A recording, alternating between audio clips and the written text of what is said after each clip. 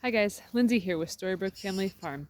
Today I thought I would show you part 2 of starting a garden from scratch, of how to start a garden. And today I wanted to talk to you guys about preparing the soil.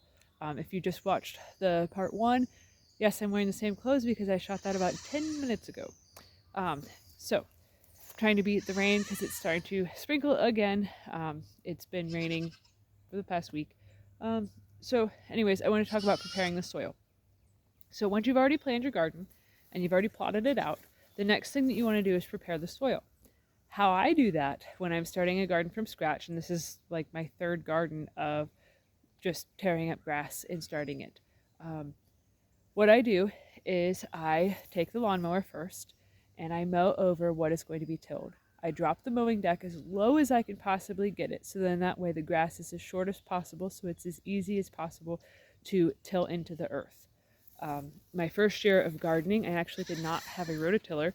So what I did was I basically made small strips. They were the width of my shovel.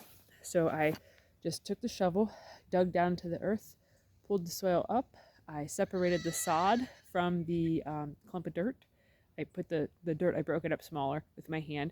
I put it back in the little row and I just tossed the sod to the side. That created a nice, like 8-inch wide furrow almost, that I grew a lot of peppers and kohlrabi and some tomatoes in. You don't have to do anything fancy to grow food. I mean, like it's grass grows on the ground without anybody doing anything to it. People even try to kill it and it still grows. So you don't have to really do anything super fancy to grow your own food. You'll see people doing all sorts of fancy stuff with adding amendments and powders and doing all sorts of stuff. I am not that person. I am a purist. If I can't do something on my own accord without bringing in something new to the farm, I don't grow it. There's a lot of natural things that you can do to change the acidity and the pH of a soil. Like if you need the soil to be more acidic, you can add pine needles or you can add coffee grounds to it. Like blueberries are something that really require a very acidic soil, but tomatoes, surprisingly, they don't like an acidic soil. So you don't, if blueberries grow really well in your area, don't put tomatoes right by them because they won't like the same soil. But everything that I do is very, very pure, very natural, and it is very much a closed loop system. One thing that I do add to the soil is we raise rabbits for meat. So we have an abundance of rabbit manure. So I do end up adding the manure to the garden, but that is not a requirement. It just helps boost the soil fertility for, the future years of gardening. So anyways, the first thing you do is you take your lawnmower and you mow it extremely short wherever you want to till up or dig up with a shovel if you do not have a tiller.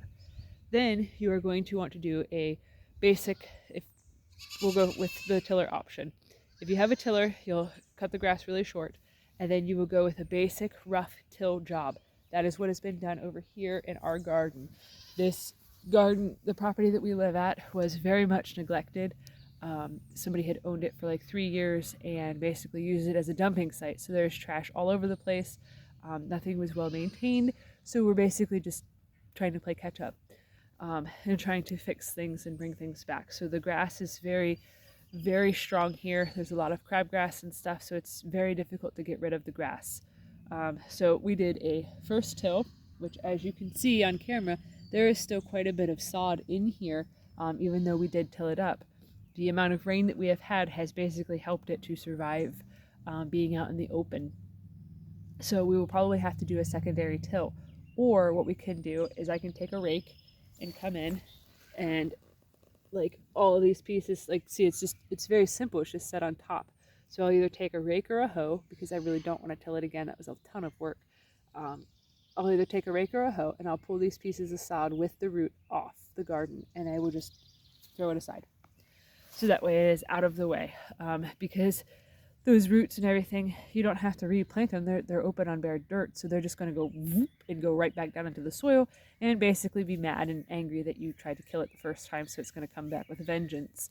So it's very simple. You just remove the sod. After you break the soil, you remove the sod with a tiller. You can go through and retill it multiple times if you want to, if you feel so inclined and you have that strong of a back and shoulders. That's perfectly fine. I'm not dissing anybody that likes to work ridiculously hard. I used to be one of those people, but as age has happened to me, my body kind of giggles when I try to do it too much. So you take out the sod and you do your best to loosen the soil back up. Like for us, because it has rained so stinking much, I'm probably going to have to do quite a bit of work with the rake just to sort of comb over the top to scratch the surface before I plant things like corn and sorghum, just so that way it's a loose, airier type of soil. So now if you do not have a tiller and you are just using a shovel method, your garden won't look quite like a big bed like that. Your garden, unless if you're not human, you have superhuman abilities to dig and stuff, which kudos to you, will look more like a design like this, where it's just a strip. This is just one tiller width here of my tiller, so it's probably, size on camera looks very different, but it's probably only 18 inches wide. So this area here is where I'm actually going to be planting a lot of different tomatoes and things like that, because I'm going to have a fence up here, so that way the fence can help serve as a trellis to basically work as a tomato cage. If you've seen a tomato cage, you can just tie up to the fence, and so it makes it much simpler, easier to harvest too, because you can go on either side of the garden to harvest the tomatoes. But so in a space that is this wide, you can plant the tomatoes. If you watch the previous video, you know that each tomato plant takes up approximately 1 square foot of space. So, if you want to get super rigid with it, you could put a pencil where you're going to put your tomato plant and have a 1 foot long piece of string tied to that, and then create a circle around it, so that way you know about how much space each plant needs. So a tomato needs approximately 1 foot of space. A green pepper or a hot pepper is 6 to 8 inches of space around, and then like a green bean is approximately like 3 inches of space around.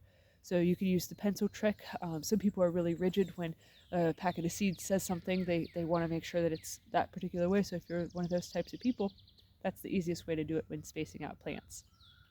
But anyway, so if you're using a shovel to till up your garden, you are basically going to dig a shovel down the depth of the shovel and then just pop it up, so that way the soil is popped up.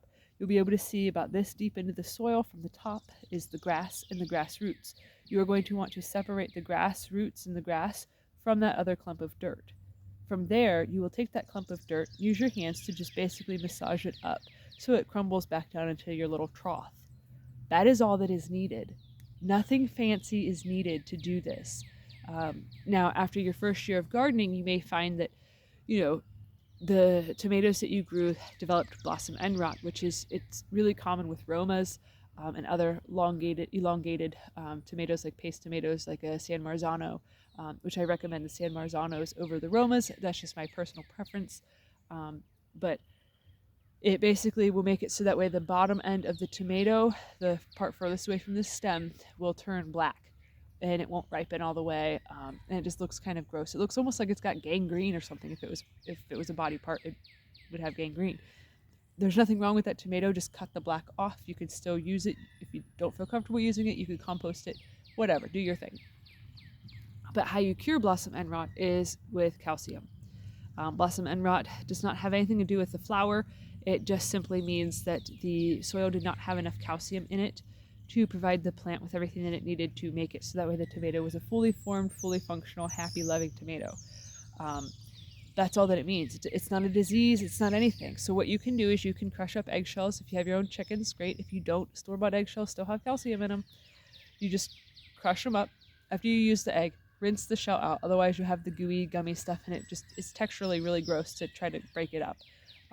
So you'll just rinse it, let it dry overnight, and then you will basically just beat the tar out of it to turn it into powder. Or if you want to use a blender, I suppose you could, but it's really easy to break up eggshells. And then all you will do is sprinkle it in the garden where you're going to plant tomatoes for the next year. That's it. Or if you notice that that's happening during the gardening season, you could always grab some dandelion leaves and crush them up. Just tear them up into little bits and pieces and put them around the stem of the tomato plant. That'll help a little bit. The eggshells will do a longer lasting effect, but I like to actually,